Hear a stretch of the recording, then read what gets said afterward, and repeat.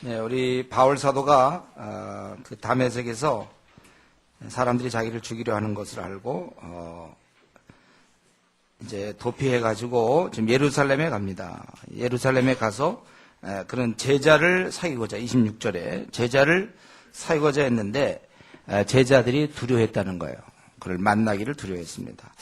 괜히 혹시 친한 척하다가 다 파악해서 또 잡아가는 것이 아닌지 워낙 그 악명이 높았으니까 사람들을 찾아다니면서 감옥에 집어넣고 또 항상 잡으러 다니던 바로 그런 사람이기 때문에 만나는 것을 두려워했다는 것입니다.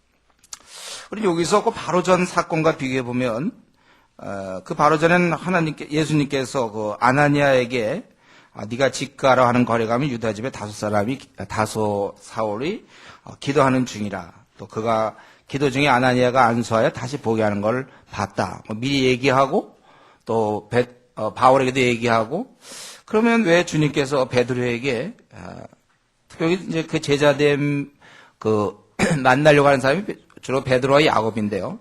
야고보. 근데 왜 그렇게 말씀을 하지 않았을까? 가서 너 사울을 만나라. 왜 그렇게 하지 아니하셨을까? 더나 우리가 아는 대로 베드로는 바로 전에 그 아나니아와 삽비라가 땅값 얼마를 감춘 것을 알았지만 지금 이 바울의 회심에 대해서 그 진정성에 대해서는 모르고 있어요. 여러분, 우리가 이제 이런 것을 성경에 볼 때마다 우리가 좀 생각할 것은 어느 한 부분을 놓고 그걸 절대화시키면 안 됩니다. 아나니아와 삽비라의 경우는 매우 특별한 경우였죠. 그때 하나님께서 주님의 공동체를 이 땅에 세울 때 그것을 깨는 악한 마귀의 공격이었고, 지금 그런 건 아니에요. 아주 특별한 경우 하나님이 그렇게 할 수 있습니다. 항상 이러한 건 아니라는 것이죠. 꼭 필요하시면 우리 하나님께서 허락하실 수 있죠. 그러나 이 정도는 공동체에서 소화시킬 수 있는 것입니다. 만약 베드로라면은 앞날을 알아맞추고 지금 자기를 누가 잡으러 오는지 사람의 숨은 마음을 다 알고, 사람에 대해서 만약 오늘날 보면은 그 사람이 지금 무슨 생각하고 있고, 아기를 가졌으면 뭐 아들이다 딸이다, 생활비는 지금 얼마 받는다 정확히, 뭐 이런 거, 친구 관계는 어떻게 되고. 여러분, 자꾸 기독교를 이런 식으로 몰지 마십시오. 아주 특이한 이러한 신비로운 쪽으로 자꾸 몰면 안 돼요. 뭐 그런 일도 있겠지만 지금 같은 경우는 굳이 그렇게 할 필요 없잖아요. 우리가 시간이 지나면 알려지는 거예요. 이거는 또 많은 경우에는 우리의 지혜와 분별력을 발휘해서 알 수 있는데, 바로 그런 인물이 바나바였죠. 그래서 바나바가 바울을 이제 소개하는 것입니다. 그것은 뭐예요? 자기가 보증인이 되는 거예요. 만약에 근데 소개했는데 그 사람이 할까닥했고 다시 제자들 다 친한 다음에 다 잡아들일 수도 있는 것입니다. 위험한 일이지만 그는 자신이 보증인이 되기로 결단한 거예요.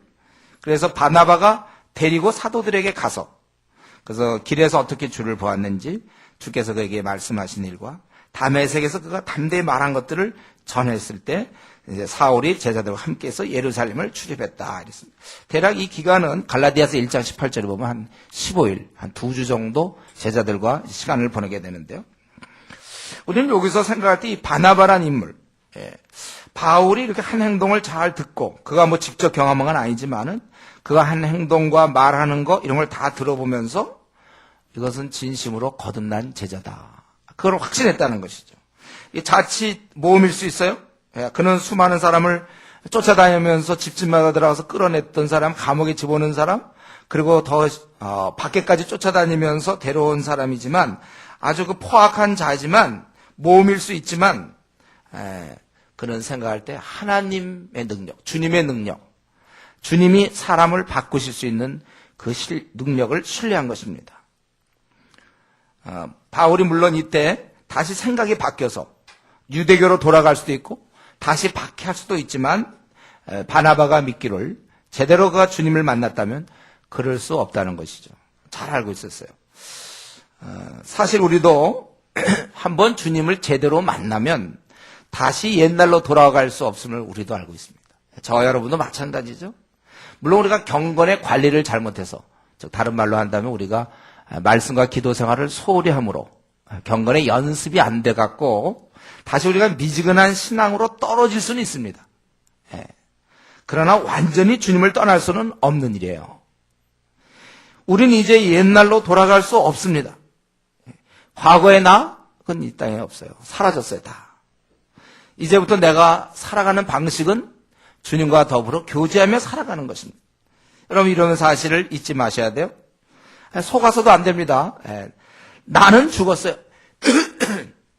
우리 고린도서 5장 17절에 있는 것처럼 그래서 누구든지 그리스도 안에 있으면 새로운 피조물이라는 것이죠. 이전에 그 욕심 많던 나 있죠? 그거 없습니다, 이제. 이 땅에 암만 찾아봐도 이 땅에 그 욕심 많던 나, 아니면 그 까다롭던 나, 화를 잘 내던 나는, 신경질적이던 나는 이제 없어졌습니다.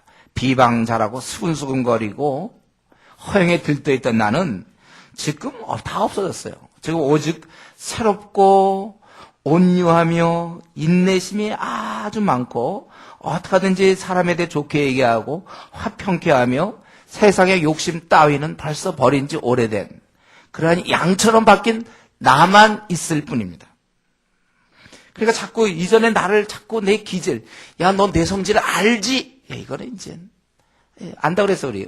온유하고 겸손이라고 그랬죠? 성질 알아요. 온유와 겸손이죠. 우리는 이제 다 바뀐 사람이에요. 과거의 기질, 그건 추억이죠. 과거를 생각하면 추억이 떠올라야 돼.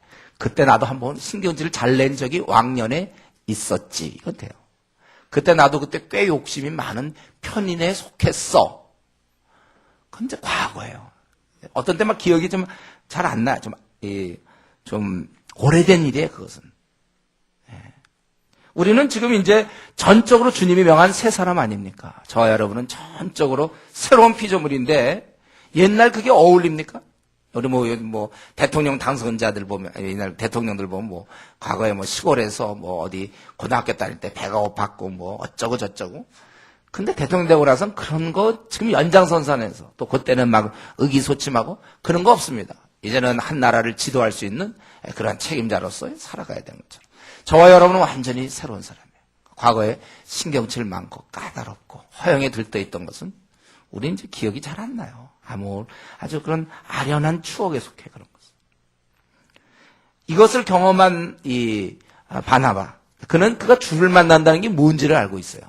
다시 과거로 돌아가기는, 사람 어떤 결심했다가 또 이 욕심에 져서 이렇게 과거로 돌아가기도 하지만 주님을 제대로 만난 자들은 이미 이제 그건 안 되는 거예요. 이미 늦었어요. 이제 우리는 끝난 것입니다. 그러니까 믿고 그를 제자들에게 과거에 그가 아무리 그랬다 하더라도 믿고 소개한 것입니다. 여러분, 우리는 이제 새 사람이기 때문에 자꾸 자기의 이런 부족함과 자기의 그런 한심함에 자꾸 머물지 마시고 그걸 좀 잊으세요. 이제 우리는 전적으로 새로운 사람이다. 경건의 관리만 잘하면 우리 얼마든지 주를 위해서 한번 사용될 수 있다. 그걸 믿어야 됩니다. 그래서 이제 사울을 제자들에게 이제 소개했더니, 근데 문제는 뭡니까? 이 바울이 말이죠. 이 바울이 사도들을 만나려고 예루살렘에 왔지 않습니까? 그러면 지금 그들이 3년 동안 주님에 대한 여러 얘기들 지금 듣기에 그런 시간이 정말 없는데, 그는 가만히 있지 못하고 29절에 있는 것처럼 또 주 예수 이름으로 담대히 말하고 헬라파 유대인과 함께 말하며 변론하니 그 사람들이 죽이려고 힘썼다고 그랬어요. 그는 아주 열심히 복음을 전한 것입니다. 죽이려고 했고, 그래서 이 사실을 안 형제들이 그를 다소로, 지난번에 그 바로 전에도 성문을 그들이 죽이려고 하기 때문에 제자들이 광주리에 달아서 성벽에 달아내린 것처럼 이번에도 제자들이 그를 가이사라로 데리고 내려가서 다소, 가이사라는 항구 도시죠. 항구. 가이사라 거기서 다소로 그 사울의 고향으로 보냈다는 것입니다. 이런 식으로 열심히 했기 때문에 그리하여 31절 온 유대와 갈릴리와 사마리아 교회가 평안하여 든든히 서가고 주를 경외함과 성령으로 진행하여 수가 더 많아지느라. 이것을 세세 설명할 수 없지만 아주 교회가 평안해. 점점 제대로 된 사람들이 많이 모인 그런 교회들 아주 평안하고 그리고 강해졌다는 거예요. 성령에 의해서 격려되고 강해지고 또 주를 경외하는 가운데 수가 더욱더 늘어났다는 것입니다. 주님이 하신 말씀 그대로 모든 족속 제자 삼으라 그랬던 그 명령대로 사람을 점점 늘어났다는 것입니다. 우리는 지금 바울의 이러한 모습, 그가 변화된 다음에 이런 모습, 이건 우리가 이걸 볼 때 정말 바울은 바뀌었구나 이것을 알 수 있어요.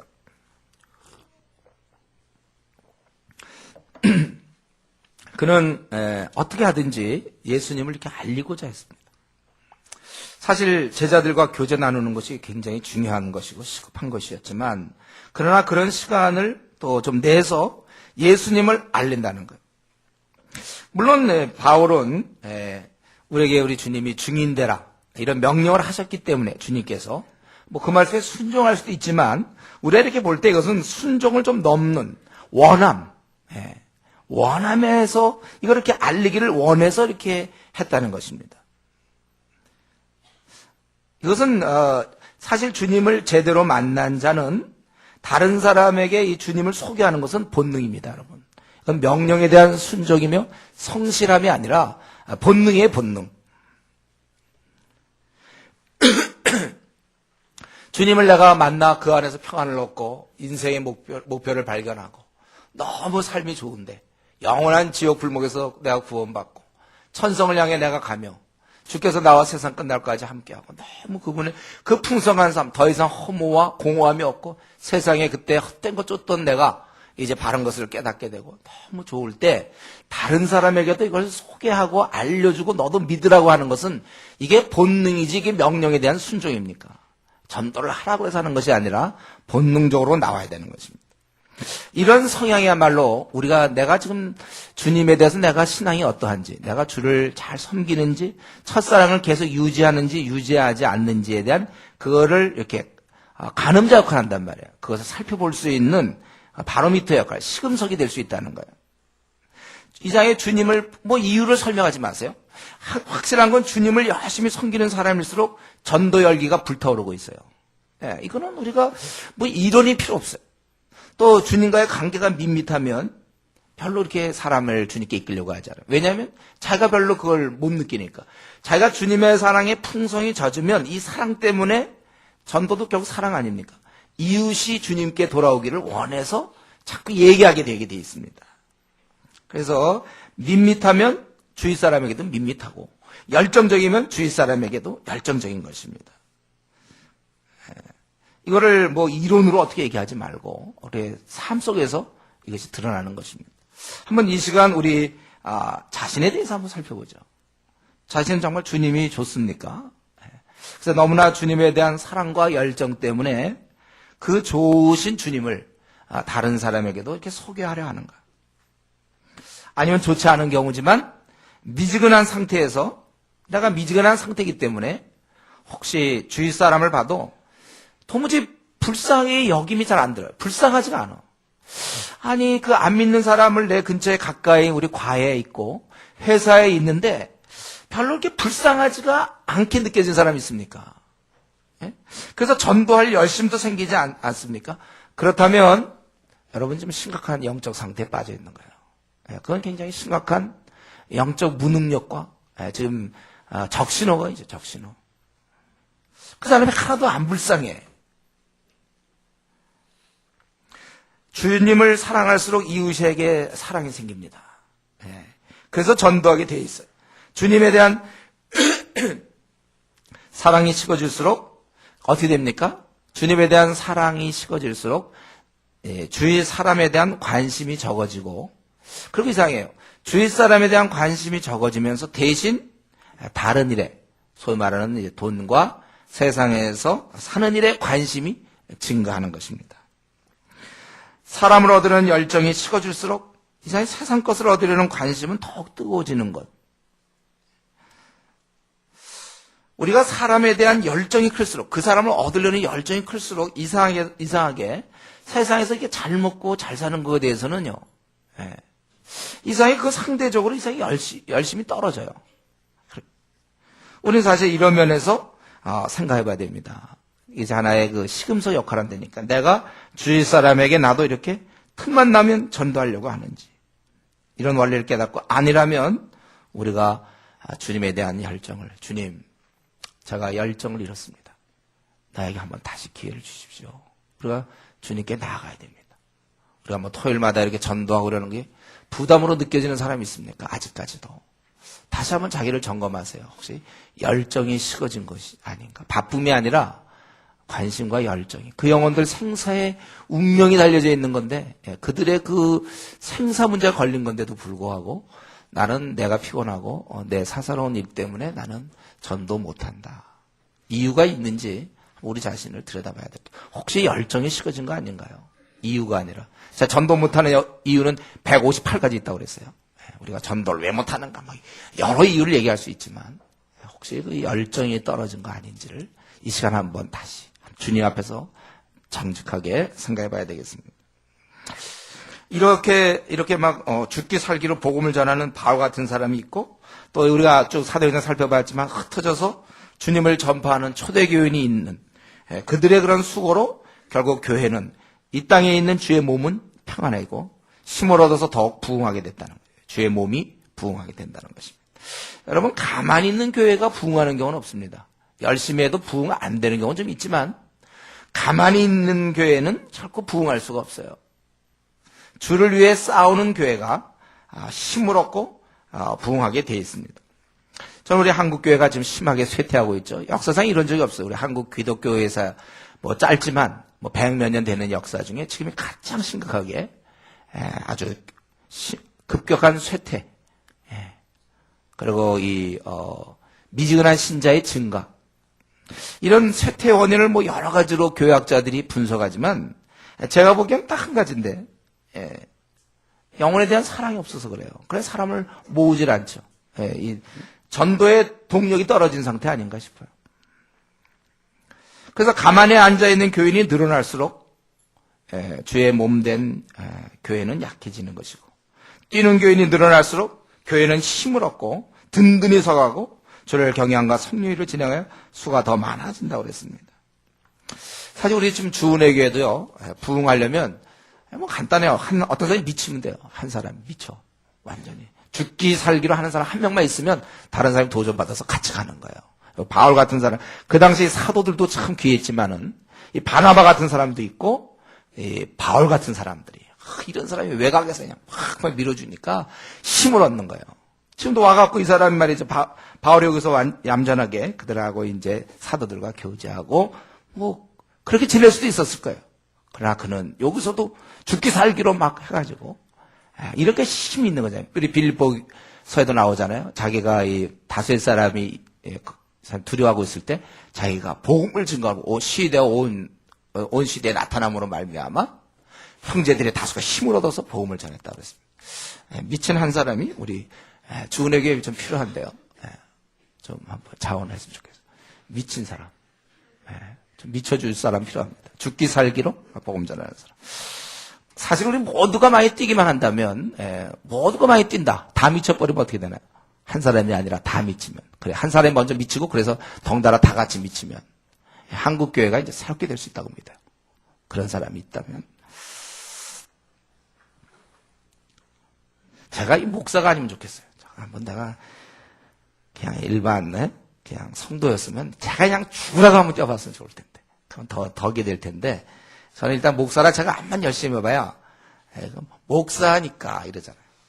그러니까 한번 목사 아닌 사람, 가능하면 조장 아닌 사람 중에 한번 조금 이렇게 해주시면 좋겠어요.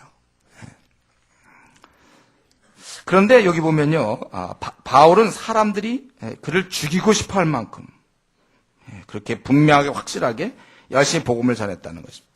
우리 보면 바울도 24절에도 그들이 그를 죽이려고 했다고 그랬잖아요. 죽이려고. 또 여기 29절에도 바울을 죽이려고 힘썼다는 거예요. 다른 제자들은 잘 모르겠는데 바울만큼은 사람들이 꼭 죽이려고 그랬어요. 그거 왜 그랬겠습니까? 아주 확신을 가지고 분명하게 전했다는 거예요. 여러분, 저는 이래요. 우리가 물론 이 부분에서 걸린 사람이 있어요. 복음을 전하느냐 전하지 않느냐 이 차이도 있죠. 우리 여기서 지금 우리 성도들이 여기서 걸릴까봐 걱정해요. 여러분, 다 복음 전하는 사람이 일단 되는 게 중요해요. 아직도 교회를 5년 다니고 10년 다니는데 복음 한 번도 안 전하고 1년 내내 한 영혼도 구원 못하는 사람이 있으면 안 되겠어요. 복음을 전하는데 이제 중요한 것은 이렇게 전할 수 있기를 바란다는 거죠. 적당히 이렇게 하고 대충 전해보고 뭐 아니면 끝이고 이런 게 아니고 주위 사람들에게 미움을 받아서 주위 사람들이 아우 쟤 좀 죽였으면 좋겠다 할 정도로 복음을 전하는 자가 되자는 것이죠. 아주 그냥 죽였으면 좋겠다 할 정도로 그 정도로 확신을 가지고 분명하게 복음 전하는 사람이 되라. 우리는 물론 그 예의가 없어요. 무례함으로 아주 그 듣는 사람을 화나게 하는 사람이 있어요. 매너가 없어가지고 그냥 말투나 얼굴 표정이나 옷 입은 것이나 그냥 아주 싫어서 막 아유 이런 거 말고 제가 얘기하는 것은 아주 우리가 예의를 갖추고 아주 젠틀하면서도 우리의 표정도 밝고 우리의 소리도 좋으면서 그러면서 복음을 전해서 우리를 죽이고 싶어하는 사람들이 나타날 때까지 그렇게 하자는 거예요. 제가 보면 많은 경우 사실 왜 거절하냐면 우리의 태도 때문에 우리가 무례하게 그냥 어떻게 보면 그런 느낌 들게 예수 전당 불신족 같은 그런 분위기 그거 말고 우리는 정성을 다하여 예의를 갖추고 친절하며 당당하고 밝고 상식에 통하는 그러나 이 강한 확신 분명함 천국이 분명히 있고 지옥이 분명히 있다 이걸 확실하게 그러니까 아주 굉장히 젠틀하면서 온유하면서 표정도 밝으면서 옷도 좀 잘 입고 가갖고 아주 예의를 갖추면서 그러나 천국이 있다. 지옥도 있다. 이걸 확실하게 얘기할 수 있는. 그래서 아주 그 사람이 나중에 그냥 죽이고 싶을 만큼 확실하게 할 수 있는. 사실 이렇게 하는 거야말로 이게 진짜 가족을 사랑하는 겁니다. 진짜 가족을 사랑하는 거며 우리 과친구를 사랑하고 회사의 동료를 사랑하는 거예요. 가족이나 친구들과 평화롭게 지내는 거야말로 실제 가족을 가장 미워하는 것입니다. 그들을 지옥 가게 하는데 그냥 방치하는 정말 진짜로 참으로 나쁜 사람이에요. 내 가족이 지옥 떨어지는데도 태어난 사람 아주 무정한 사람이죠. 그럼 만약 입장을 바꿔놓고 내 친구에게 내가 평화롭게 잘 지내 대학을 다닐 때 다 친하게 지내 직장 동료들과 허허 웃으며 잘 지내요. 근데 만약 그 직장 동료가 어느 날 진짜 깨달았다 합시다.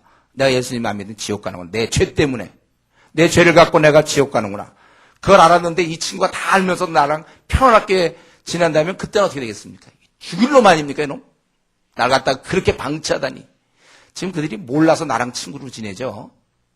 만약 그 사실을 알았다면 벌써 절교에 절교.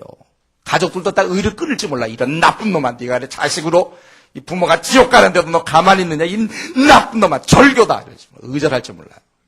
원래 지금 우리가 평화를 누리는 거 부모님과 평화를 누리는 건 지혜 같지만 가장 잔인한 수법입니다. 지옥 가는 거 뻔히 알면서 자기는 알면서 왜냐하면 전도하면 화를 낼까 봐 화를 내고 이 자식아 너 차라리 전도해갖고 너 나랑 의절이다 이렇게 하는 것은 진짜 부모를 사랑하는 거예요. 의절하면 생각할 거 아닙니까 부모가 제가 왜 저러고 있는가. 그래서 그가 했던 말이 성령의 역사로 인해서 그가 거듭날 수 있는 기회가 있는데 한 번도 아버님 그렇게 하면 지옥 갑니다 이런 얘기 안 하고 그냥 좋게 지내고 그건 정말 생각하면 난 그렇게 끔찍한 일을 하고 있는 사람들 가족들과 그러면서 화평하며 좋다고 그게 말이 됩니까 여러분? 정말 천국이 있고 지옥이 있는데도 불구하고 안 믿는 사람들에게 그저 가만히 있는 것은 아주 그 죄질이 나쁘게 아주 지상에서 가장 나쁜 죄질 자기 부모를 죽이는 자기의 가족을 자기의 그 친구들을 완전히 지옥 보내는 그런 일을 하는 것입니다. 그렇기 때문에 여러분 우리는 가족을 사랑하되 미움을 받을 정도로 사랑하셔야 됩니다. 정말 이런 어처구니 없는 얘기 뭐 지옥을 가고 뭐 천국 가고 이런 아주 어처구니 없는 얘기를 내가 하다니 미움을 받아야 돼 우리가. 내 친구들한테 미움 받아야 됩니다. 미움을 받지 않는 사람은 대신 그 사람을 미워하는 자인 것입니다. 내 가족을 미워하는 거예요. 욕먹으면서 복음 전하는 자야말로 다시 한번 말씀드려요. 내 행동에 무례해가지고 욕먹는 거 말고 괜히 가고 이상하게 지저분하게 가갖고 막 자리 가라고 막 핍박당하는 거 말고 우리가 젠틀하게 온유하게 온갖 예의를 다 갖추면서 또 우리가 복장도 바로 하고 모든 걸 잘해서 정중하게 가면서 욕을 먹는 사람들 이런 사람이야말로 진정 사랑의 사도입니다. 이 사람들이 진짜 주님의 길을 가는 자들이에요. 스데반이 비록 그렇게 오직하면 스데반은 돌에 쳐 죽일 정도로 말이에요. 돌에 쳐 죽임 당할 정도로 사람에게 미움을 받았습니까? 그러나 그것은 사실은 스데반은 그들을 사랑하고 있었어요. 바울도 오늘 본문에 이렇게 나오지만 로마서 9장에 보면 자기는 이 동족에 대한 큰 근심이 있다고 그랬어요. 그치지 않는 고통이 있다고 그랬어요. 여러분과 우리 같으면 4천만 명의 우리 영혼들에 대해서 그치지 않는 고통이 있어요. 어찌하여 우리 1,000만이 넘는 불교 신자가 아직까지 있는가? 10년이 된, 내가 예수님 믿은 지 10년이 된데도 아직도 1,000만이 그들이 있다는 사실에 대해서 그치지 않는 고통이 있어야 돼요, 우리의 고민이 뭐 내 아기들 어떻게 되고, 뭐 내 결혼 문제 밤낮 이거 결혼 앞두고 있잖아요. 우리가 뭐 노총과 노총은 밤낮 그치지 않는 관심이 있죠. 언제 결혼할 수 있는가? 우리에게 이러한 동시에 우리에게 그치지 않는 고통, 민족의 우리나라 4천만의 영혼들, 가까운 중국의 13억에 대한 고통이 우리 안에 있는가? 욕을 먹으면서 복음 전해서 다른 사람 모르지만 이 바울은 사람들이 죽이려고 힘썼다고 그래요. 저건 살려둬서는 안 돼. 저거는 저렇게 얘기하는 놈은 죽여야 돼. 너무나 확신해. 당신들 지옥 가고 아마 뭐 예언 뻔하겠죠. 니들이 지금 예수님 십자가 못 박고 너희들 정말 엉터리고 너희들 다 분명히 얘기했을 거예요. 죽이자. 우리가 복음 전하는 게 물론 중요합니다. 정말 한국교회가 지금 복음 안 전하기 때문에 그 참 속상하지만 복음 전한다고 해서 그저 전하는 걸로 만족하는 게 아니라 사람들에게 미움을 받을 만큼, 욕을 먹을 만큼, 쫓김을 당할 만큼 그렇게 우리가 복음을 전하며 우리 가족들에게 미움받아야 돼요, 여러분들. 왜냐하면 그 영혼을 구원해야 되지 않습니까? 뻔한데 이제 언제 어떻게 될지 모르는데 내 가족, 나의 부모, 자식이 지옥 가는 게 뻔한데 어떻게 우리가 가만히 있습니까? 그 예의를 갖추는 것입니까? 지옥 가는 거 가만히 있는 게, 침착하게 있는 게 그 예의를 갖추는 겁니까? 미워함이죠. 이제 이 베드로의 전도 활동이 32절부터 마지막 43절까지 보여집니다. 베드로는 이제 여기 보니까 두 군데 루다와 36절의 요빠 이 두 군데서의 사건을 여기다 기록했는데 그러나 여기 자세히는 기록 안 했지만 32절 베드로가 사방으로 두루 다녔다고 그랬어요. 그러니까 두루 다니면서 복음을 증거한 것이죠. 그 당시에 제자들이 그냥 예루살렘에서 가만히 자기들끼리 뭐 있는 게 아니라 다니면서 복음을 증거한 거예요. 그 중에 이제 루다에서 벌어진 사건을 이 누가가 이제 기록하고 있는 것이죠. 루다에 이르렀다. 루다는 예루살렘 북서쪽에서 한 40km 정도 떨어졌어요. 38, 40km 정도. 루다에 갔는데 거기에 이제 애니아라는 사람을 만남에 그는 중풍으로 침상 위에 누운지 여덟해라. 이 애니아 이름은 여자 같죠? 애니아 남자예요. 남자인데 침상 위에 누군지 여덟해라. 그러니까 그가 누군지는 모르지만 어쩌면 가장일지 또는 누군지 모르지만요. 그가 어쨌든 8년 동안 누워 있었다. 움직이지 못했다. 이 부모 마음이나 가족들 상황은 어땠을까요?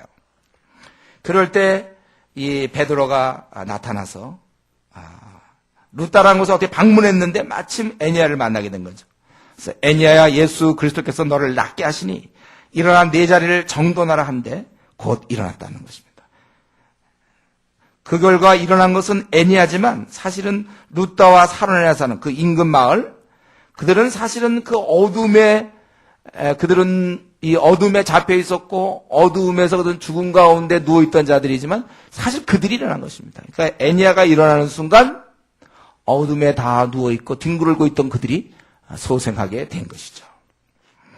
그리고 이제 요바에서도 또 다비다라는 여제자가 있는데 그 이름 번역하면 도로가인데 선행과 구제하는 일이 심히 많다는 거예요. 그러니까 주위 사람들이 이 사람이 선행과 구제하는 일이 없었으면 주위 사람들이 죽으면 잘 죽었다 이럴지 모르겠어요. 그러니까 죽었을 때 병들어 죽음의 시체를 씻어 다락에 누이니라. 보통 이건 바로 장사를 치르는 경우가 있고 경우에 따라서 한 3일 정도까지는 그를 장사 전에 놔두는 그 습관이 있습니다. 그래서 그때 시체를 씻어 다락에 뉘었다는 거예요. 그러고 나서 사람 요바에 베드로가 있는 걸 알고 두 사람을 보내 지체 말고 와 달라고 간청하여. 그래서 오라고 한 이유는 뭐겠습니까? 어떻게 한번 살려내라든가 뭐 좀 그런 내용이 있겠죠. 장사 치우라고 오라고 그런 건 아니겠죠. 염하고 뭐 구멍 막고 뭐 이렇게 그거 베드로 잘해 그래갖고 부른 건 아니겠죠. 이들은 아마 뭔가 그 주님이 하셨던 걸 생각하면서 오라고 부른 것 같아요. 그래서 베드로가 일어나 그들과 함께 가서 이름에 그들이 데리고 다락방에 올라가니 모든 과부가 이런 거 볼 때 그 당시 과부는 힘이 없었고 가난했는데 특별히 그러니까 이 도로가라는 그 여제자가 그들에게 많은 은혜를 베풀었던 것 같아요. 그러니까 베드로 곁에 서서 울며 얼마나 평소에 잘해줬으면 이렇게 울고 있겠습니까? 그러면서 도로가가 그들과 함께 있을 때 지은 속옷과 겉옷, 이거 다 돈이 많이 드는 거거든요. 이런 것을 그 당시 옷 같은 거, 겉옷은 전당물에 잡힐 정도거든. 그러니까 이런 걸 다 그가 만들어줬다는 거예요. 그것을 다 내보이거늘 베드로가 사람을 다 내보내고, 그리고 무릎을 꿇고 기도하고, 그리고 돌이켜 시체를 향하여 다비다야 일어나라 하니 그가 눈을 떠 보고 일어나 앉는지라. 베드로가 손을 내밀어 일으키고 성도들과 과부들을 불러, 특별히 과부들이 많겠죠. 과부들을 불러 드려 그가 살아난 것을 보이니까 온 요파 사람들이 알고 많은 사람이 주를 믿더라.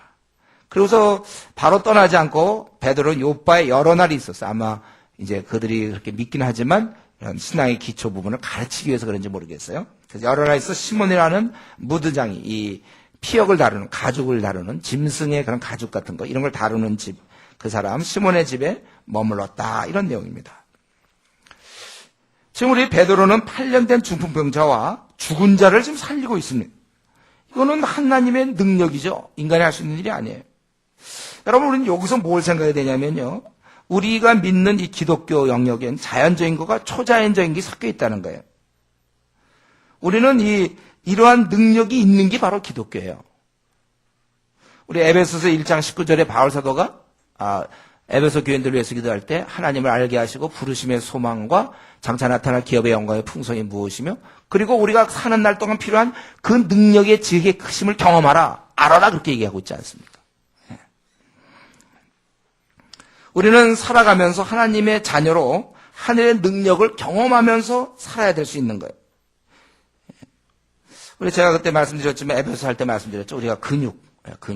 처음에는 근육도 자꾸 운동을 해야 이게 근육이 발달된다고 그랬어요. 마찬가지로 주의 능력도 그런 식이라는 거예요. 자기가 체험으로 깨닫고 그렇게 되는 것입니다. 우리 지금 이 베드로가 여기서 우리가 생각할 것은 이 애니아한테도 8년 동안 누워있는, 이건 절대 치료가 안 된다는 뜻 아닙니까? 8년이면 한 2개월, 한 1개월이면 혹시 그 사이에 뭐 특별한 작용이 있든지 8년간 누워있는 그 애니아를 향해서 내 자리를 정돈하라, 이렇게 말씀하신 것은, 그것은 분명히 이렇게 될 것을 알았다는 거예요. 또 다른 사람이 도르가에 대해서 얘기할 때 그 말을 듣고 울며 도르가 그 속옷과 겉옷을 내보일 때도 이거 정말 잘 만들었는데 이렇게 많은 선행을 했군요. 참 우리 그가 가는 거에 대해서 좀 섭섭하고 장사를 잘 치릅시다. 뭐 이런 거를 디스커션 해야 되지만 어떻게 했습니까? 그는 다 나가라. 다 나간다는 건 뭐예요?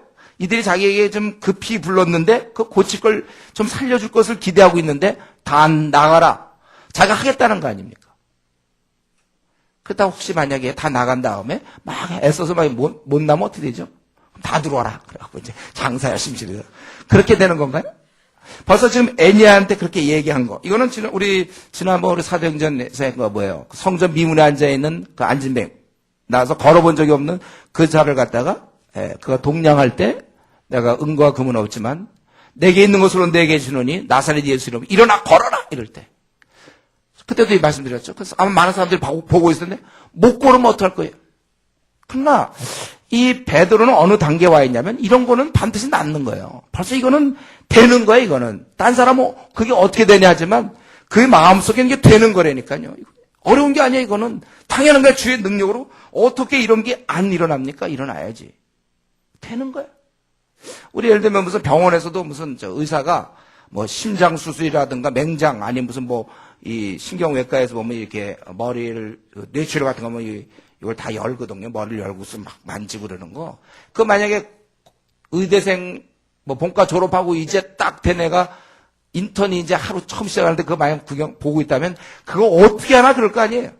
그러나 이제 그런 걸 오래 인턴, 레지던트 쭉 하다 보면 또 하다 보면 누가 이제 뭐 뇌출혈이다 그러면 바로 야 빨리 준비해. 그러고 자기가 이제 어느 때가 되면 자기가 집도해서 할 수도 있는 거 아닙니까?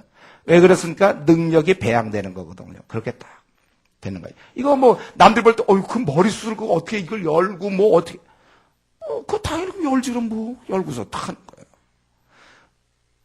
이게 준비가 안 된 사람은 대단해 보이지만 그 사람한테는 아무것도 아니라는 거예요. 우리 운전도 그렇잖아요. 초보 운전. 제가 초보 운전할 때 어땠어요?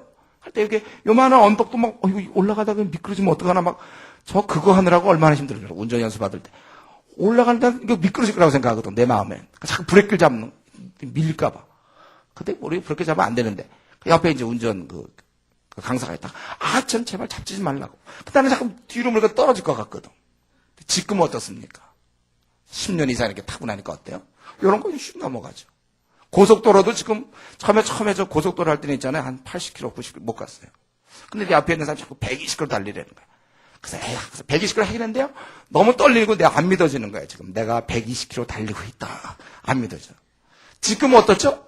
뭐 140km도 달려도 끄떡 없지만, 목사로서, 질서와 교통, 질서를 내가 지켜야 되기 때문에 참고 나가는 거지. 사실 쫙 달릴 수도 있어요. 아무렇지도 않고, 그럼 120km 먹고, 그 정도 달려야죠, 좀. 예? 저기 중부고속도 110km인데, 그럼 한 120km까지 달려야죠. 오히려 그 쌩쌩 달리고 싶은 거 지금 절제 중이죠, 제가. 예. 남들이 볼 때 우리 지금 최근에 혹시 운전 배우는 사람이 있으면, 그거 어떡하나 이럴지 모르지만, 그럼 당연한 거야. 그렇게 가야지, 그럼요. 고속도로 그럼 120km도 안 달리고 어떻게 달립니까? 이렇게 되는 거예요. 당연한 거예요, 그거는요. 우리가, 바로 그러한 것, 이미 그런 단계에, 처음부터는 아닐 수 있지만, 이게 계속 발전하는 거예요. 제가 그래서 뭐라 했습니까? 주님의 일은 하라고 그랬잖아요. 이게요, 하면서 발전하는 거예요. 아까도 얘기했지만 역도 선수 같은 경우 있잖아요. 올림픽 같은 거 할 때 보면 처음서부터 막 100kg 들은 게 아니에요. 처음에 60kg 들고 그랬는데 막 점점 50kg 들다가 자꾸 운동하고 연습해갖고 60, 70 이렇게 해서 어느 날 남들이 그걸 어떻게 드냐 해서 이거 왜 못 드니? 확 드는 거거든. 우리가 그렇게 해야 돼. 처음서부터는 아닐 수 있으나 계속 발전하는 거예요. 그래서 제가 보니까 여기서 순서가 물론 이건 이렇게 사건이 벌어지기도 했지만 중풍병자 다음에 죽은 자 하는 게 맞아요. 죽은 자 먼저 나온 다음에 중풍병자 얘기하면 이건 분위기 흐름이 깨.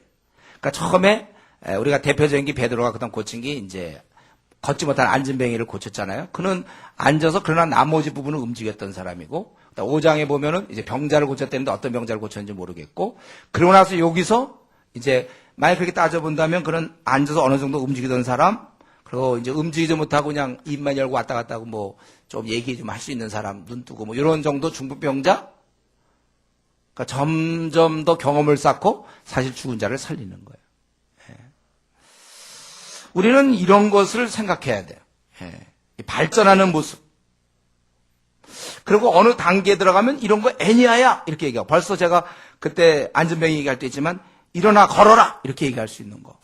이 단계가 참 중요하다고 우리에게. 제가 우리 여기 시각장애인들 그걸 내가 못한다니까. 시각장애인 내가 눈 떠라. 나사렛 예수 이름 명하니 눈 떠라. 내가 이렇게 하고는 싶어요 사실은. 근데 그러다 눈 안 뜨면 어떡하죠 제가? 나 요거 때문에 못해 내가. 나 요거 하나님께 지금 기도 제목인데. 빨리 내가 어느 단계가 딱 오면 그건 당연하지. 저런 것들이 눈을 어떻게 안 떠 감히. 떠! 이러면 딱 뜨게 있잖아요. 예수 이름으로 떠라! 그러면 딱 뜰 수 있는 그 단계에 도달해야 돼. 전 기도하고 있어요. 하나님께서 우리 모두가 사실은 이렇게 좀 될 수 있어야 돼요. 다윗이 골리앗 앞에 나갈 때도 그냥 나간 게 아니라 했잖아요. 그 전에 사자와 곰을 죽여본 경험을 가지고 나가는 거예요. 주님의 일도 마찬가지입니다. 우리가 계속 하면서 발전하게 돼 있어요. 그래서 일을 하는 사람은 더 많은 일을 하게 돼 있잖아요. 많이 받은 자는 더 많이 받고 없는 자는 있는 것조차도 빼앗깁니다. 우리가 미지근한 신자들의 경우는 거의 다 뺏겼어요. 일할 이제 마음은 있지만 할 능력이 없어요. 미지근해지면. 이게 일할 때 기회 줄 때. 근데 저 같은 경우도 그때마다 그러니까 주님의 일은요. 그때마다 일하는 게 좋아요. 저 같은 경우 대학생 때는 리더를 했거든요. 그래서 이제 리더할 때는 꼭 몇 사람 맡아서 했죠. 이미 주어진 지도자 밑에서 본문 가지고 좀 하다가 그거 끝난 다음에 제가 개척 이제 간사가 됐지 않았습니까? 간사 되면서는 이제 조금씩 그 지부를 돌보고 또 한 학교 하다가 두 학교 하게 되고 주로 그때도 불신자들 성경 공부 조금씩 설교도 해보고 그리고 작은 모임을 이끌었고 그 다음에 조금 더 간사 연차가 올라가면서 수련회 같은 거 큰 수련회 디렉터를 하게 되더라고. 근데 큰 수련회 디렉터 할 때는 잠이 안 왔어요. 제가 어떻게 될지 막 몇백 명 모이는 막 이런 디렉터를 맡을 때는 참 제가 어떻게 잠을 못 자겠더라고요. 근데 그런 것도 이제 몇 번 맡고 나면 아무렇지도 않아 그런 거. 예. 그러나서 점점 이제 설교도 처음에 제가 설교할 때 얼마나 떨었는지 몰라 설교. 지금은 잘 안 떨어요. 지금 왜 떠는지 잘 모르겠어요. 지금은. 근데 그때는 막 떨었어요. 그리고 처음 설교할 때 얼마나 엉망으로 했는지 제가 그때 설교할 때 사람들이 다 웃었어요. 그 설교를 듣고. 너무 엉터리라. 나도 웃기더라고. 웃었어요. 지금 그 본문이 생각나요. 막 웃겼어, 되게. 난 웃기려고 한 게 아니고 사람들이 너무 어이가 없어서 웃었고 저도 웃었고 막. 그러나 점점 이제 이렇게 설교도 하게 되고 그러다 보니까 이제 모임의 강사가 되고 제가 많이 할 때는 막 3,000명씩 모인 자리, 뭐 어떤 데 신대원 가서 막 2,000명 우리 사역자들인 데서 막 외치기도 하고 근데 떨리지도 않고 이제 점점 제가 이렇게 하는 일이 많아지는 거예요. 그러니까 우리가 10부장 단계가 있고 50부장, 100부장, 1000부장 단계가 있는 것처럼 점점 나가는 겁니다. 여러분도 마찬가지예요. 여러분 지금 뭐 좋은 일이 있습니까? 언제까지 좋은 일이 있는 게 아니에요. 이제 보다가 또 때가 되면 이제 조장이 되고 또 조장으로서 끝나는 게 아니고 또 뭐 강의도 하게 되고 어차피 우리 교회가 이제 10,000명, 20,000명, 100,000명으로 커져 나가면 여러분들이 이제 디렉터가 되는 거고 팀장이 되고 앞으로 센터에 이제 여러분들이 책임자가 돼야 되고 지역으로 우리 막 번져나갈 거 아닙니까? 그럴 때 지역 담당자가 돼야 되겠고 그리고 중국과 이제 그 동남아시아 쪽에 이런 일들을 할 때 그 뭐 아주국장 뭐 이런 식으로 있잖아요. 여러분들이 그런 일들이 이제 앞으로 계속 해야 돼요. 이게 그냥 처음부터 되는 게 아니에요. 군대도 사단장 되면 그냥 갑자기 있다가 정치적으로 계산돼 갖고 뭐 공부하던 사람 갑자기 사단장으로 임명하는 게 아니라 뭐 소위 붙었든지 해서 이 다 전방도 갔다 와 보고 이럴 때 쭉쭉쭉 올라가서 역량이 커지는 거예요. 이렇게 할 수 있도록.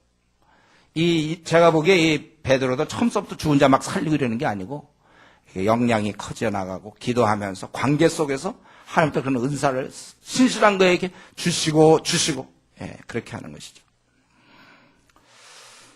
우리는 좀 하나님 앞에서 준비되어 있어야 되고 우리의 역량을 키우고 또 이런 세계가 있음을 알고 주님의 일 하지 않는 사람은 애당초 이런 쪽에 문부터 열리지 않아요. 이미 우리가 문을 열었다면 나름대로 이제 복음을 증거하는 사람이 되었다면 이제 우리가 깊숙한 부분으로 들어가야 돼요. 주께서 우리에게 주실 것을 믿고 우리는 나가야 되는 것입니다. 근데 이제 오늘 본문에 이 바울이나 베드로 두 사람의 경우는 다 사람을 결국 얻지 않았습니까?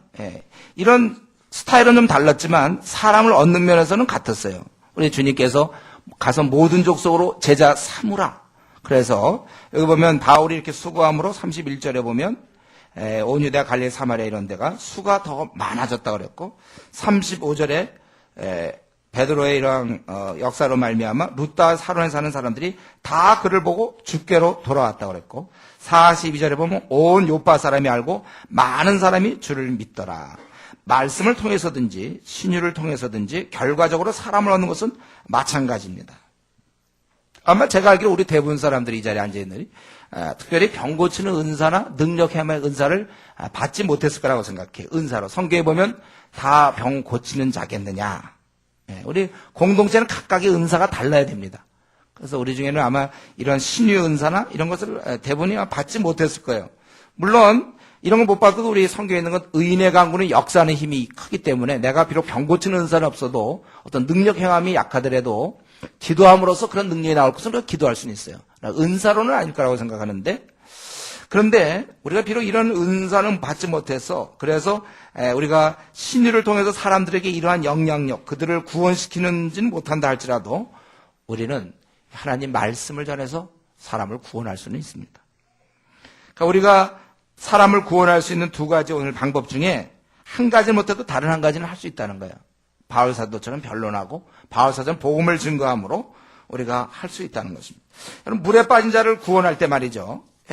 물에 빠진 자를 구원할 때 물론 이런 사람이 있겠죠. 수영 선수, 그냥 수영 잘하고 물에 절대 안 빠지고 그냥 물개 같은. 근데 그 사람이 예를 들면 물에 빠진 사람을 구조하는 구조대원 자격증뿐만 아니라 그건 오래전에 땄고 구조대원을 가르치는 강사, 아주 그냥 뛰어난 몸도 굉장히 건강하고. 그래서 누가 물에 빠졌을 때 막 뛰어들어와서 그냥 그가 능숙하게 막 그가 좀 이렇게 힘 빠질 때 막 뒤에서 껴안고 뭐 한 손으로 어떻게 해갖고 막 그렇게 해서 물론 끌고 나올 수 있어요. 물론 그러면 좋겠죠. 그러나 그런 능력은 없어도 예를 들면 마침 그때 뭐 밧줄이 있어서 나무에 또 그 묶여 있는 밧줄이라고 합시다. 그래서 그걸 던져줘서 그 사람이 붙잡고 나오게 할 수는 있잖아요. 바로 그겁니다. 우리가 어떻게 하든 막 근육이 나와갖고 막 수영을 잘해가지고 막 끌고 오는 방법도 있지만 밧줄을 던져주는 거 나는 비록 수영을 못하고 그런 구조 요령도 모르지만 내가 던져서 그걸 끄집어낼 수 있다는 거예요. 어쩌면 우리는 하나님께서 우리에게 모두에게 다양하게 모두에게 다 이런 신유의 은사를 주지 못했는지 모르지만 우리에게는 이 입술의 은사를 허락하시고 우리로 하여금 사람을 살릴 수 있는 그 기회를 저와 여러분에게 다 주셨습니다. 로마서 10장 14절에 있는 것처럼 그런즉 그들이 믿지 아니하는 이를 어찌 부르리요 듣지도 못하는 이를 어찌 믿으리요 전파하는 자가 없이 어찌 들으리요 보내심을 받지 아니하였으면 어찌 전파하리요 기록된 바 아름답도다 좋은 소식을 전하는 자들의 발휘함과 같으니. 그렇기 때문에 우리는 베드로처럼 신유의 은사를 받지 못했다고 한탄하거나 혹은 핑계할 것이 아니라 현재 주어진 입술의 그 은사, 입술의 능력, 이 증인의 역할, 이것을 통하여 사람을 우리가 구원하도록 힘써야 될 것입니다. 여러분, 우리에게 이미 그런 은사가 우리를 통하여 구원을 시킬 수 있는 그 능력이 우리에게 이미 다 와 있는데 얼마만큼 써먹는지 그건 잘 모르겠어요. 부지런히 우리가 써먹어야 되는 것입니다. 그리고 이제 끝으로 오늘 본문이 너무 좋죠? 바울도 나타나고 베드로 동시에 오늘 본문이 어떻게 이렇게 걸렸는지 모르겠어요. 바울이 나타나서 막 이러고 사람이 막 죽이려고 할 만큼 열심히 했고 또 베드로를 막 죽은 자를 살리는 막 이런 게 오늘 있는데 오늘 본문을 통해서 우리가 한 가지 좀 생각해 볼 점은 두 사람 이 바울과 베드로는 지금 헐헐 알고 있다는 거예요. 지금 한번 자신들에게 주어진 생을 마음껏 원 없이 주님 나라를 위해서 일하고 있다는 거예요. 자신을 해서 폭발시키고 있는 거예요. 자신을 완전히 쓰고 있어요. 주의 나라를 위해서. 뭐 변론도 좋고 신유도 좋고 어쨌든 하늘의 왕 그 주님을 위하여 우리가 만나야 될 그분을 위하여 너무나 충성을 다하는 거예요. 이들은 힘써서 일하고 있으면 거침이 없어요. 제자 삼는 일에 주께서 이미 명하시대로 가서 모든 족속 제자 삼으라 했던 그 말씀 하나 딱 붙잡고 그들은 전생을 거기다 걸고 있습니다. 그들의 삶이 귀하게 사용되고 있어요. 그들은 이것을 위해서 이 땅에 보내심을 받은 거거든요. 바로 바울, 베드로. 물론 이들은 풀타임이 있지만 우리는 뭐 무슨 직장을 다니고 뭐래도 관계없어요. 그러나 우리는 이 제자 삼으라는 이 명령은 우리 모두에게 주어진 것입니다. 여러분, 이 모습을 우리는 좀 사모해야 되겠어요. 이런 걸 부러워해야 돼요. 뭐 누가 무슨 뭐 국회의원 됐다든가 뭐 장관, 뭐 집을 샀는데 땅값이 올랐다든가, 좋은 회사 들어갔다든가, 뭐 좋은 대학 들어갔다, 뭐 결혼 빨리 했다, 이런 거 우리가 부러워할 것이 아니라 우리가 진짜 부러워할 것은, 저와 여러분이 진짜 부러워할 것은 이렇게 막 날아다니는 사람들, 그냥 멋지게 자기 생을 주의 나라 확장을 위해 드리는 사람을 우리가 부러워해야 되는 거예요. 얼마나 멋있습니까? 적어도 이들의 모습 속에서는 뭐 생애의 고민이나 뭐 남과의 비교, 저 사람 이런데 우리 집은 왜 이렇게 작은가, 나도 한번 좀 빚 없이 좀 살아봤으면 좋겠다, 뭐 나는 이렇게 좀 초라한가, 자신의 처지를 한탄하거나 왜 나는 좋은 학벌을 못 가졌는가, 왜 나는 외모가 뭐 키가 작고 크고 눈이 크고 작고 막 이런 거, 조건들, 우리 집안의 조건 뭐 이런 거 지금 따지고 있지 않습니다. 분위기가 전혀 그런 분위기가 아니에요. 내가 뭐 이렇게 세상의 욕심, 아유 목사님 뭐 알지만 요게 좀 원하는데 어떻게 하면 될까요? 뭐 이런 거 없다는 거예요, 여러분들. 뭐 그렇게 삽니까? 한번 살려면 확실하게. 이들은 세상의 욕심과 세상, 하늘의 나라와 땅의 나라 사이에서 끼어가지고 밤낮 땅에 하늘나라 열어다가 또 왔다리 갔다, 이런 거 없어요. 확실한 하나님 나라의 아주 강력한 굳건한 하늘이 보낸 이러한 사자로서 이들이 삶을 살고 있다는 것입니다. 지난날의 그런 방황과 어둠 이제 다 벗어나서 확실히 자신들이 가야 할 길에 확실하게 들어서서 본격적으로 그들의 사명을 이제 감당하고 있는 것입니다. 이들은 이제 이후로부터 생을 마칠 때까지, 순교당할 때까지 저들은 정말 뒤돌아보지 않고 이 일에 전심전력 자기 생을 완전히 불태운 거예요. 더 이상의 이제 혼란과 어두움과 헤매임, 그런 시간 낭비는 이제 용서할 수 없다는 거예요. 용감하게 확신 속에서 그들은 길을 가고 있는 것입니다.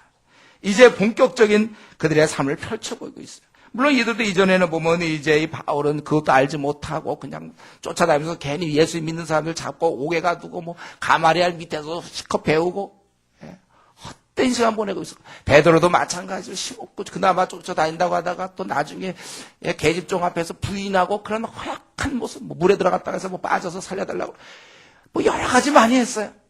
그러나 이제 그런 거는 다 지난 날입니다. 한번 확실한 그러니까 생애 한 순간이 있죠? 그거 깨닫고는 그 다음에 가는 거예요. 그 다음에 그냥 그 길로 가는 거예요. 그때는 용감하게, 충성스럽게 가는 겁니다. 우리 한번, 우리 자신은 지금 어디쯤 와 있습니까? 또 어디를 지금 가고 있습니까? 아직도 혹시 우리 가운데 자신이 하나님이 왜 나를 이 땅에 보내셨는지 그걸 깨닫지 못한 채 아직도 솔직하게 얘기하면 좀 뿌연 안개 속에서 사는 것 같다. 그런 사람이 우리 중에 있습니까? 좀 이리저리 방황하고 있습니까? 참으로 이거 슬프고 이건 억울한 거예요. 우리 생이 딱 한 번 주어지거든요. 딱 한 번 주어지는데 아직까지도 출구를 찾지 못해서 갇힌 세계에서 하루하루 시간을 보내고 그냥 세상 것에 꼭 안 믿는 사람처럼 아직 이 비전도 모르고 안 믿는 사람처럼 그냥 돈이나 모을 생각하고 그냥 집이나 장만할 생각하고 결혼이나 하고 너무나 이 땅적인 하나님 나라 백성으로서 이게 말이 되는 것입니까? 언제쯤 나는 한번 이 세계를 이런 땅의 이런 질서 이런 세계를 벗어나서 한번 주님께 사용될 수 있습니까? 내가 지금 이대로 그냥 가는 건 맞습니까? 또 올해 이제 금방 12월 돼요. 또 기쁘다고 조심 또 하다가 또 금방 끝내. 또 다음 내년 또 그럴 것이고 이리저리 좀 방황하는 모습. 원수도 조롱한다고 그랬지 않습니까? 도대체 나는 지금 뭐 때문에 시간을 쓰고 내 관심사의 대부분은 무엇입니까? 한번 주신 사명 깨닫고 내 생을 한번 불태워 볼 수 없나요? 좀 그렇게 사는 길이 있는데 꼭 세상 사람들처럼 살아야 되는 법이 있습니까? 나는 꼭 교회를 아무리 다녀도 네가 아무리 하나님 나라 백성이라도 세상 사람처럼 살라는 그런 법이 있습니까? 왜 나는 그렇게 살아야 돼요? 좀 억울하지 않습니까? 괜히 태어난 거 아니에요? 목표 없이 그냥 살아가고 있는 중이라는 것은 말도 안 돼, 그거는요. 우리 중에 이런 자 있으면 절대 안 됩니다. 우리 중에 이런 자 있으면 어떻게 됩니까? 빨리 지금 이제 봄이 오기 전에 빨리 결단하세요, 여러분, 이거. 하루만 좀 시간을 내서 하루 종일 교회 와서 그냥 하루 종일 좀 기도하면서 하면 제가 보기에 해결할 수 있을 것 같은데, 이거. 이거 안 하더라고요. 기도 안 해? 공휴일이면 같이 놀아. 그거는 이미 다 된 사람이 우리 같이 막 일 열심히 하는 사람이 필요해서 잠깐 쉬어야지. 자기 지금 하나도 정리도 하나도 안 돼 있는데 뭘 또 쉽니까? 여러분 우리가 어떻게든 막 토요일 날 쉬는 날 있으면 주 5일 근무해서 하루 쉬면 어떻게 각각 기도원을 가든지 그래서 하루 종일 한번 최근에 언제 이렇게 하루 종일 하나님께 기도한 적이 있습니까? 정말 나 하나님 내 생이 지금 여기까지 왔는데 내가 지금 30입니까? 40입니까? 50입니까? 나 여기까지 왔는데 나 이렇게 그냥 살다 끝나면 됩니까? 얼마 남았다고 내가. 여러분 우리 생을 정말 이거 좀 생각했으면 좋겠어요. 이렇게 사는 거 맞습니까 나? 세상 돌아가는 것 무슨 차이가 납니까? 그러나 이렇게 살다 죽으면 그게 하나님이 원하던 겁니까? 다시 물어봐야 돼요 우리는. 우리는 이렇게 우리 중에 그런 자 있으면 절대 안 됩니다. 봄 오기 전에 빨리 하세요. 지난번 6월까지 여름 오기 전이라고 그랬네? 좀 빨라 좀 앞당겼어요. 봄이 오기 전에. 이거 이 문제가 그렇게 아직까지도 내가 왜 태어난지도 모르고 말이죠. 하늘의 사명을 모르고 살면 안 돼요. 우리. 기도 한번 하루만 해보세요. 하루만. 아침부터 정말 매달리고 그게 정 안 된다면 퇴근하고 나서 3시간 그냥 주님께 좀 매달려보세요. 한 일주일이면 일주일. 하나님 나 뭡니까? 이거. 직장만 왔다 갔다 하는 건 되는데 이거 뭡니까? 여러분 그거 기도하셔야 돼요. 우리는 이 바울 베드로처럼 말이죠. 지금 나는 어떻습니까? 나는 좀 바울과 베드로처럼 살고 있습니까? 하늘의 아버지께서 나에게 주신 사명을 내가 깨닫고 그 사명 때문에 내 삶을 다 드리면서 힘들긴 해도 시간을 아껴가면서 매일매일 열매를 맺어가느냐. 너무 할 일이 많기 때문에 우리나라에 지금 1000만 명의 불교 신자가 있으니까 500만의 가톨릭 신자가 있고 정말 이 수많은 사람들 중국의 12억 의 주님을 알지 못하고 이 아시아 아프리카 얼마나 깜깜해요. 95%, 98% 어두움 가운데 있고 제가 지난주에 태국 갔지만 태국의 그리스도는 0.6%도 안 돼. 6,700만 명 중에 깜깜한 나라들 우리 주위에 이렇게 포진해 있는데 내는 내 생의 시간을 지금 하루하루 보내는데 나는 어떻게 보내고 있는가?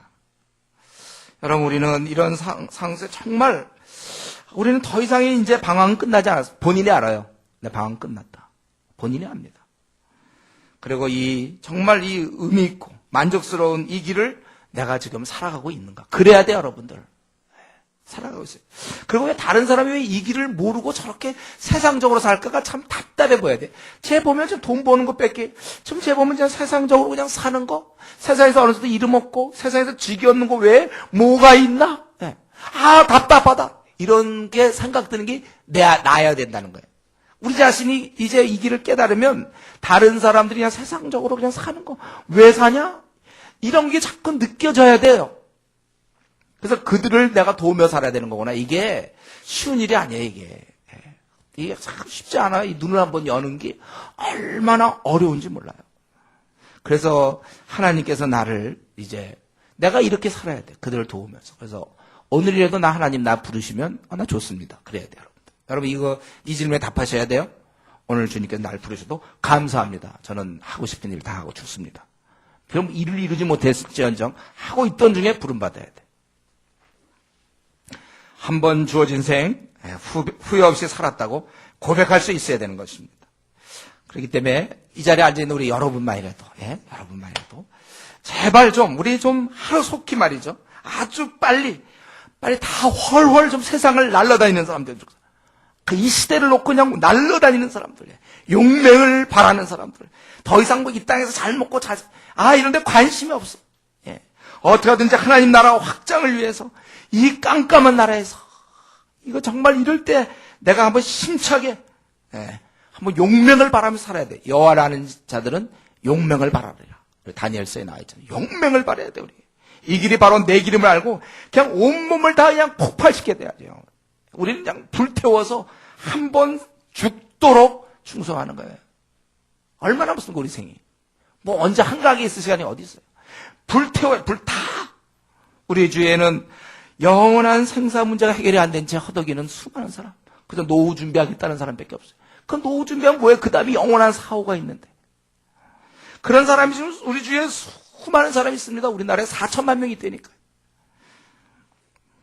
이제 내 생은 다 정리되고 끝났으니까 이제 바울과 베드로처럼 지난날의 그런 참 부끄러운 이러한 기억도 있고 실패한 모습도 있지만 다 끝났어. 방황 다 끝났네. 이제 나는 확실하게 정리됐으니까 이제부터 내 남은 생 주님 가지십시오. 마음껏 쓰세요. 내 생을 다 드립니다. 이 생을 한번 가지고 내 주위 사람들 한번 돌보면서 실컷 돌보다가 주님 만나야 되겠습니다. 하늘로부터 온 이 귀한 사명 온몸 다해. 여러분 최소한 또 국무총리가 하는 것 그 이상으로 바쁘게 살아야 돼. 그 사람 얼마나 바쁘게, 제가 늘 우리 기준을 국무총리라고 그랬어요. 그가 얼마나 바쁘게 지내는가, 이 나라의 일을 위해서. 그렇다면 나는 하나님 나라의 일을 위해서 그보다는 더 바빠야 돼. 그 사람보다는 잠을 덜 자야 됩니다. 그 사람보다 더 열심히 우리가 열심히 감당하고 멋지게 살아야 돼요. 아주 특별하게 여러분 살아야 됩니다. 우리가 바로 이 바울과 베드로의 길을 가야 돼요. 주님이 가신 길이고 본을 보였던 바로 그 특이한 길을 우리가 가고 있는 것입니다. 남들은 어떻게 살든지 모르겠어요. 우리는 우리의 길을 분명하게 뚜벅뚜벅 주를 향해서 우리 걸어나가야 됩니다. 이 안에 장애물은 많이 있어요. 다 이기고 내 한 몸 어차피 만물에 찢긴대 뭐. 그래 나는 아무렇게 살아도 관계없어. 내 주위 사람의 생명을 구원할 수 있다면 무서운 신념을 가지고 그들이 미워서 죽일 만큼의 그런 확신을 가지고 우리 중단 없이 계속 전진하는 우리 귀한 성도님 되기를 바랍니다. 이 시간 우리 통성으로 아버지 앞에 기도할 때 아직까지도 나는 하늘의 사명을 모르는 채 삽니다. 또 혹시 아는데도 주여 나의 이전의 본성으로 괴로워합니다. 게을릅니다. 주여 나를 바꿔주십시오. 시대를 향하여 눈을 열게 해주십시오. 지금 때가 몇 시인지를 보게 해주십시오. 아버지 내가 이 바울과 베드로처럼 날아다니고 헐 이제 이 비행기가 이륙하여 막 날아가는 것처럼 좀 내 생이 좀 그렇게 날아가. 아직도 이 땅에서 그저 이륙하지 못한 채 이 땅에 그저 보여지는 것에 내 마음을 빼앗기고 내 사명도 다 모르고 그저 세상적으로만 그저 잘 먹고 잘 사는 이런 데 내 관심이 너무 많습니다. 나를 좀 바꿔주십시오. 한번 이 시간 통성으로 같이 기도하겠습니다.